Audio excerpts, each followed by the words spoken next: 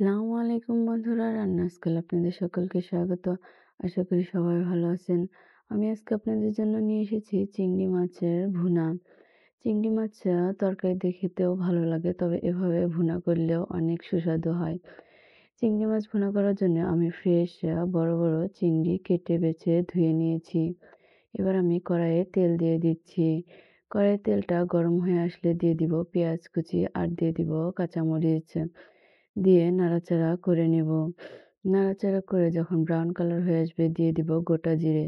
আবার নাড়াচাড়া করে চিংড়ি মাছ দিয়ে নাড়াচাড়া করে নেব। এবার দিয়ে দিব আদা রসুন বাটা, হলুদের গুঁড়া আর একটু লাল মরিচের গুঁড়া। এবার দিয়ে দিব স্বাদমতো লবণ। দিয়ে সবগুলো উপকরণ ভালোভাবে নাড়াচাড়া করে নেব। নিয়ে ঢেকে দেব। ঢাকনা খুলে আবারও একটু নাড়াচাড়া করে নেব। আরেকটু কষানোর জন্য আবারও ঢাকনা দিয়ে দেব। তারপরে কিছু সময় পরে আবার ঢাকনা খুলে নাড়াচাড়া করে ঝোলের জন্য পানি দিয়ে দিব। পানি দেওয়া হয়েছে, এবার ঢাকনা দিয়ে কিছু সময় রান্না করে নিচ্ছি।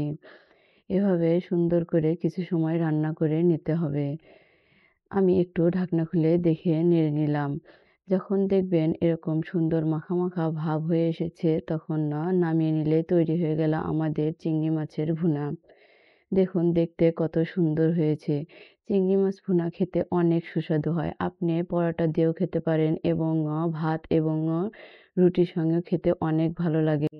এরকম রেসিপি পেতে আমাদের সঙ্গেই থাকুন। আজকের মতো চলে যাচ্ছি। ধন্যবাদ সবাইকে।